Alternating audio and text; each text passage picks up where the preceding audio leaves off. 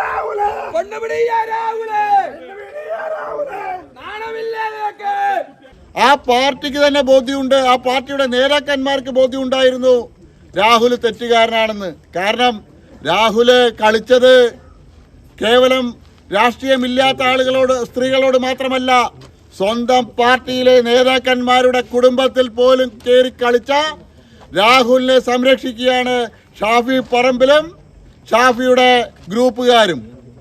കോൺഗ്രസിലെ ഒരു വിഭാഗത്തിന് ഇതിനെതിരായിട്ടുള്ള വികാരമുണ്ടായിരുന്നു നേതാക്കന്മാർക്ക്. പക്ഷേ VD സതീശൻ അടക്കമുള്ള ആളുകളെ ബ്ലാക്ക് മെയിൽ ചെയ്തുകൊണ്ട്, അവരെ ഭീഷണിപ്പെടുത്തിക്കൊണ്ട് കോൺഗ്രസിലെ ഈ മാഫിയ സംഘം രാഹുലിനെ വെള്ളപൂശാനാണ് ശ്രമിച്ചത്. നമ്മുടെ കഴിഞ്ഞ ദിവസങ്ങളിലൊക്കെ പാലക്കാട്ടിലെ വീടുകളിൽ കയറിയിറങ്ങി. പല വീടുകളിലും പോകുന്ന സമയത്ത് സ്ത്രീകൾ ഉള്ളിലേക്ക് ഓടിക്കയറുക. മൂപ്പര് പറയുകയാണ്, എനിക്ക് എല്ലാവരും എന്നെ, പാലക്കാട്ടിലെ സ്ത്രീകൾ മുഴുവൻ എന്നെ സ്വീകരിച്ചു എന്നാണ് പറയുന്നത്. ഞാൻ പല ചാനലുകളിലും കണ്ടു. ഇവൻ്റെ കളർ ഗേറ്റിൽ കാണുന്ന സമയത്ത് തന്നെ ഓടി ഒളിക്കുന്ന, വീട്ടിനകത്തേക്ക് ഓടി ഒളിക്കുന്ന സ്ത്രീകളെ കാണാൻ കഴിഞ്ഞു. കുറേ സെലിബ്രിറ്റികളെ കൊണ്ടുവന്നു, ലക്ഷങ്ങൾ കൊടുത്ത് സെലിബ്രിറ്റികളെ കൊണ്ടുവന്ന് കേരളത്തിലെ സ്ത്രീ സമൂഹം മുഴുവൻ എന്നെ അംഗീകരിച്ചു എന്ന് കാണിക്കാനുള്ള ശ്രമവും നടത്തി. ഇപ്പം എന്താ, എവിടെ കാണാനില്ല, മൊബൈൽ ഓഫ്, MLAയുടെ ഓഫീസിൽ ആളില്ല, കൂടെ നടന്ന കിങ്കരന്മാരെ കാണാനില്ല, പാലക്കാട് ബ്ലോക്ക് പ്രസിഡന്റ്, പാലക്കാടിൻ്റെ MP, ഇവരൊക്കെ എന്തായിരുന്നു കഴിഞ്ഞ ദിവസങ്ങളിൽ? രാഹുല് ഇവിടുത്തെ പാലക്കാടത്തെ പടയോട്ടത്തിന് നേതൃത്വം നൽകുന്നത്. ആൺകുട്ടിയാണെങ്കിൽ രാഹുല്, നീ തെറ്റ് ചെയ്തിട്ടില്ല എന്ന് നിനക്ക് ഉറപ്പുണ്ടെങ്കിൽ ചങ്കൂറ്റത്തോടെ പോലീസിന് മുന്നിൽ ഹാജരാവാനാണ് ശ്രീ രാഹുൽ മാങ്കൂട്ടൻ തയ്യാറാവേണ്ടത്. പരാതി വന്ന ദിവസം രാഹുൽ രാജിവെക്കണമെന്നാവശ്യപ്പെട്ട DYFI പ്രതിഷേധം നടത്തി. രാഹുലിന്റെ പാലക്കാട് MLA ഓഫീസിലേക്കായിരുന്നു പ്രതിഷേധം. ഓഫീസ് പരിസരത്ത് വൻ പോലീസ് സുരക്ഷ ഏർപ്പെടുത്തിയിട്ടുണ്ട്. സൈക്കോപാത്തായ രാഹുലിനെ സംരക്ഷിക്കുന്നത് ഷാഫി പറമ്പിലാണെന്ന പ്രതിഷേധക്കാർ ആരോപിച്ചു. രാഹുൽ മാങ്കൂട്ടത്തിൽ എന്ന ഒരു പെർവേർട്ട്, ഒരു ഹാബിച്വൽ ഒഫൻഡർ, ഇതെല്ലാം ഉപയോഗപ്പെടുത്തിക്കൊണ്ട് കഴിഞ്ഞ മണിക്കൂറുകൾ മുൻപ് വരെ ഒരു പരാതിയും തനിക്കെതിരെ വരില്ല എന്ന ദൃഢനിശ്ചയത്തോടു കൂടി ഒരു നിലക്കും ഒരു വലിയ വെല്ലുവിളിയായി ഈ പറയുന്ന പെൺകുട്ടിയെ ഉൾപ്പെടെ അധിക്ഷേപിക്കുന്ന രീതിയിൽ, അങ്ങനെ പരാതി വരികയാണെങ്കിൽ വരട്ടെ, അപ്പോൾ നോക്കാമെന്ന രീതിയിലാണ് മുന്നോട്ട് പോയത്. ഞങ്ങളിപ്പോൾ പറയുന്നത്, ഇത് ഇപ്പോൾ രാഹുൽ മാങ്കൂട്ടത്തിൽ മാത്രം ഒതുങ്ങി നിൽക്കുന്ന വിഷയമല്ല.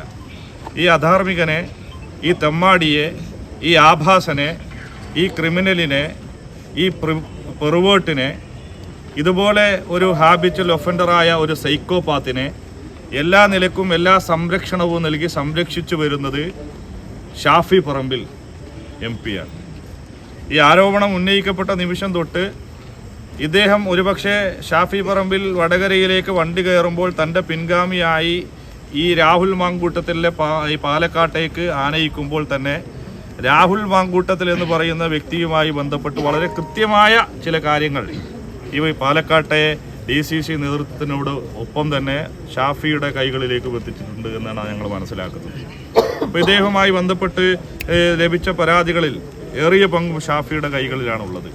ഇതെല്ലാം അറിഞ്ഞും ഇതുപോലെ ഒരു ക്രിമിനലിനെ പാലക്കാട് പോലെ വളരെ സാധാരണക്കാരായ പാവപ്പെട്ട മനുഷ്യ, നോക്കൂ, പാലക്കാട് ഇതുപോലെ ഒരാളുടെ പേരിൽ ദിനേന ചാനലുകളിൽ ചർച്ച ചെയ്യപ്പെടുന്ന സാഹചര്യം ഉണ്ടായിരിക്കുകയാണ്. അതേസമയം രാഹുലിനെ ന്യായീകരിച്ച വി.കെ. ശ്രീകണ്ഠൻ എം.പി. രംഗത്തെത്തി. കോൺഗ്രസ് ഇരയ്ക്കൊപ്പമോ വേട്ടക്കാരനൊപ്പമോ എന്ന ചോദ്യത്തിനുൾപ്പെടെ മറുപടി പറഞ്ഞില്ല. പകരം മാധ്യമങ്ങൾക്ക് വിമർശനം. നിയമപരമായി കാര്യങ്ങൾ മുന്നോട്ടു പോകട്ടെ. കഴിഞ്ഞ 3 മാസമായി പോലീസ് എന്തുകൊണ്ട് നടപടി സ്വീകരിച്ചില്ല? ആഭ്യന്തര വകുപ്പ് പരാജയമല്ലേ എന്നും ശ്രീകണ്ഠൻ ചോദിച്ചു. ഇന്നലെയാണല്ലോ ഒരാൾ പരാതി തന്നിരിക്കുന്നത്. നിരവധി ചാറ്റുകളും അതുപോലെ തന്നെ ഫോൺ സംഭാഷണമൊക്കെ ഇതിനു മുമ്പും കുറേ ദിവസം വന്നല്ലോ. എത്ര മാസമായി ക്രൈംബ്രാഞ്ച് അന്വേഷിക്കാൻ തുടങ്ങി? ക്രൈംബ്രാഞ്ച് തന്നെ യാതൊരു തെളിവില്ലെന്ന് പറഞ്ഞിട്ട് റിപ്പോർട്ട് കൊടുത്തല്ലോ. ഇന്നലെ പരാതി വന്നിട്ടുണ്ട്. ആ പരാതി പോലീസ് പരിശോധിക്കട്ടെ, നിയമവ്യവസ്ഥ അത് അന്വേഷിക്കട്ടെ, അതിനൊരു തടസ്സമില്ലല്ലോ. മാധ്യമങ്ങളല്ല, കോടതിയാണ് അന്തിമമായി തീരുമാനിക്കേണ്ടത്. ഞാൻ പറഞ്ഞല്ലോ, കഴിഞ്ഞ 2-3 മാസമായിട്ട് ആകെ പുകമറിയാണ്. അങ്ങനെ വന്ന വിവാദമായി വന്നപ്പോഴാണല്ലോ കോൺഗ്രസ് പാർട്ടി ശക്തമായ നടപടി സ്വീകരിച്ചത്. ഇതേപോലെ മുൻ MLA ഇപ്പൊ ജയിലിൽ കിടക്കുകയാണ്. സ്വർണ്ണ കള്ളക്കടത്ത് കേസിൽ 10 എന്തെങ്കിലും നടപടി CPM ഭാഗത്ത് നടത്തുന്നുണ്ടോ? UTV news, Palakkad.